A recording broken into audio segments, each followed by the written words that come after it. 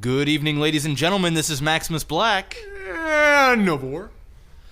And we are bringing you Game 2 of the semifinals between AJMcSpiffy, starting once again up in the same position, in the north position of the map, and Johanngrunt, still Protoss, and still that really weird pinkish-purple color that we all love.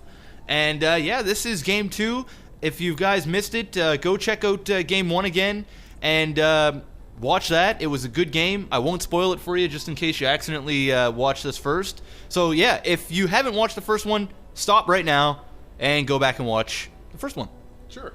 So yeah. All right, well, let's, we have a great tradition here of being fantastic advertisers, so how about we get some advertising out of the way? Sure. All right, everybody, once you've watched part 1, and once you've gone and grabbed a snack, maybe some popcorn. I like popcorn. Popcorn's quite nice. And a glass of water, maybe some Coke, maybe even some alcohol of some sort. Go check out d2dgamer.com. It is the place to be, I must say. It is a fantastic website. It is, of course, our home and where we spend a lot of time. And you can meet us and talk with us on a more personal level and meet and discuss all sorts of things with the rest of our community. And also, we have great things like finding practice partners, which is a very good and helpful thing for you low-level players out there. So go check it out. That's www.d2dgamer.com. And that has been your infomercial for this video. What are we looking at, Mr. Black? All right, so yes, we are, once again, we're looking at the semifinal game. Not a whole lot's going on right now. AJMcSpiffy did, a typical 14 pool with Zerg, and it looks like Johanngrunt is just doing your typical gateway pylon, getting his assimilator going at a pretty good pace here, and I can only assume that he's going to Cybernetics core right up and get Warp Gate. Yeah, this is essentially the main build for 95% of all Protoss players. It is the 9 pylon, followed by the gateway, followed by assimilator, followed by pylon, cybernetics core, followed by a second gas. And that's essentially what everybody under the sun and their dog does as a Protoss player.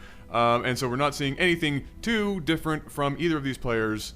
But as you can see, Johann doing his usual run around the base 1,000 times with his probe, get some good information. But is he really going to skip over the... And again, if we go up, I'm going to say that, oh look, there's another fast expansion. What a surprise. Okay, maybe he didn't learn the first game, but that's okay. We'll let that slide. We'll let that slide.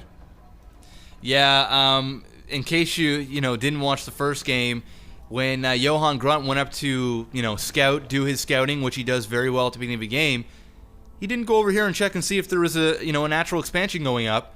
And when you're, like I said before, when you're playing a Zerg, you want to go and check the natural to see if there is a fast expansion going up. And for some odd reason, Johann didn't go ahead and scout that again, and he may suffer the same consequence as last game. And as we saw here, Johann also not realizing he had a massive hole in his wall, and in come a bunch of Zerglings now going to wreak havoc all on his probes.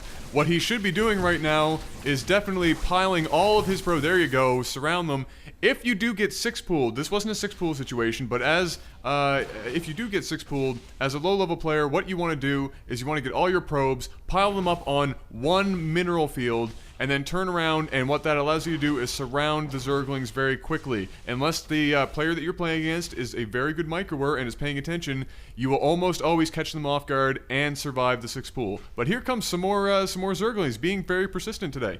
Yeah, I just think that was just a structure malfunction for Johanngrunt. I mean, he had his Zealot in the right position, and he did this last game too. It's just he didn't realize that there was that little tiny opening right there that allowed those Ling to go in there and do minimal damage. It wasn't like a whole lot happened. But I like that zoom in. Can you do that again?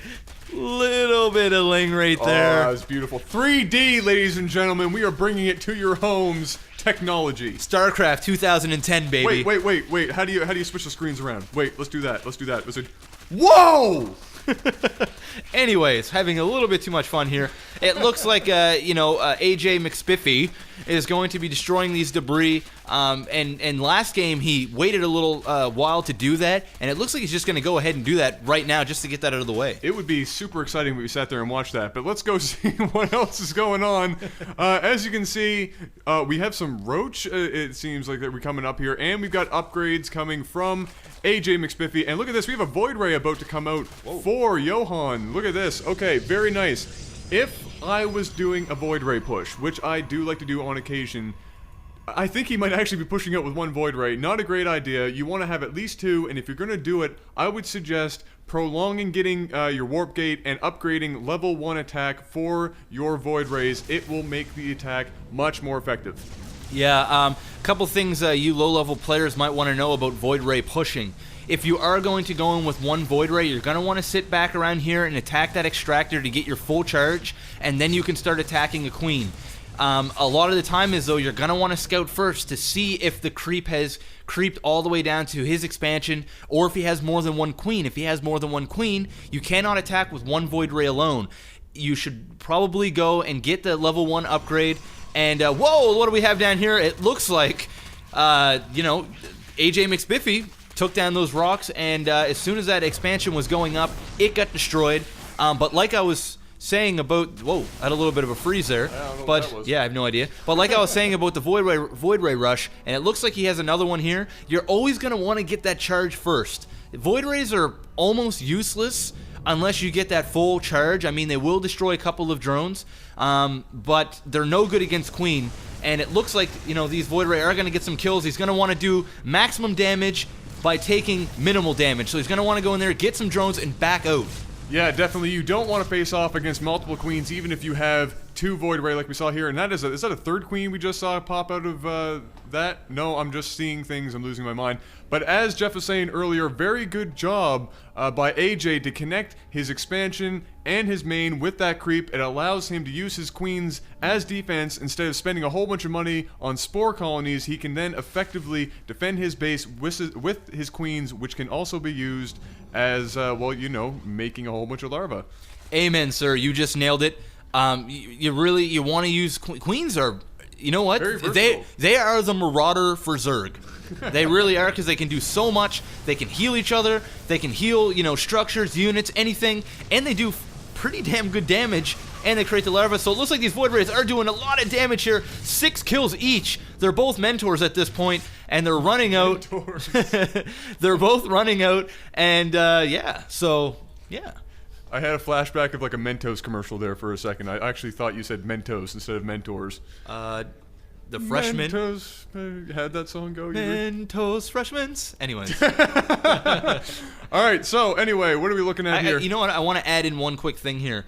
A lot of the time is a lot of you players like to think that Void Ray are only used for sneaky situations. Like you get a couple of Void Ray and now you gotta go right to their mineral line. Well, here is the facts, guys. If you want to use Void Rays most effectively, especially when you're going to attack a main, you're going to want to take a couple of Phoenix up with you to lift up those queen and then attack the queen. But a lot of the time is people just go right up to the money. You can actually push with all your units and actually just walk straight up into the front, taking out all these ground units with your Void Ray and your units. That is very true, and there is actually a couple of builds that you could probably look up where you get a couple of Void Ray to back up some ground units, and it is a very lethal combination. As we see now, AJMcSpiffy coming in for another push, but he's going to turn those Zerglings around and wait for reinforcements. This could be a very close matchup. Those Zealots need to get in there. No, good idea, getting turned around. Very nice. We have a Colossus actually coming out of that Robo facility very soon. Hopefully that will come down and get some damage done, but we'll have to see just how well he uses it.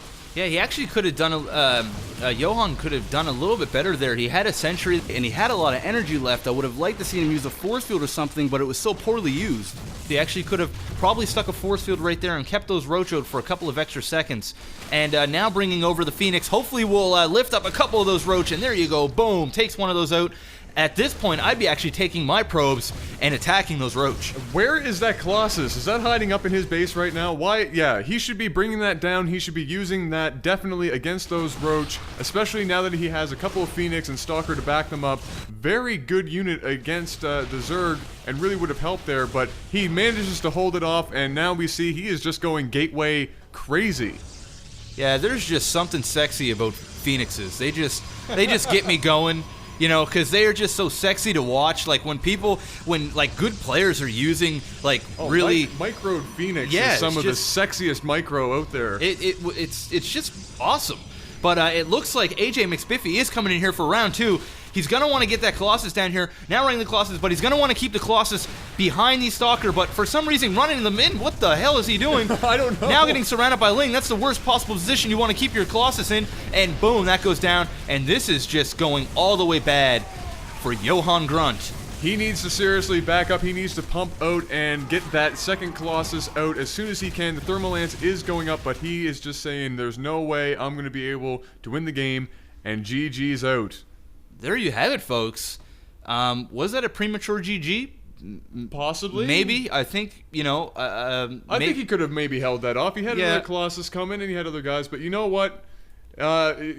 He wasn't wasting time. I think if he figured it was game, it was game. But nonetheless, it was a good game. It was a little bit better than the first game.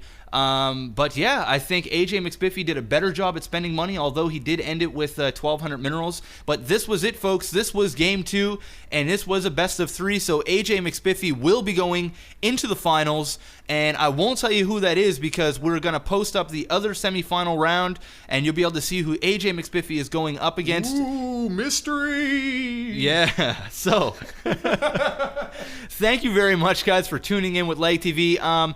Keep sending in your replays. I know we're going to be doing the tournament stuff here for the next week, but keep sending in your replays. We will cast them, guys. Hey, Jeff. Yes, Adam. How do we send in replays? You send them in at our email. It will be in the description underneath this video, and in case you don't want to read it, it is Replays.LifesAGlitchTV@gmail.com. Send those in. Make them under 30 minutes. Make them exciting. And to make our lives a little bit easier, write about a little bit about what the game is about and the races, so we know what we're getting into before we even watch it. Thank you for that information, Jeff. I think we'll end it there. Should we sign out? Yes, we shall. This has been Overwar. I'm Maximus Black. Peace. Peace out.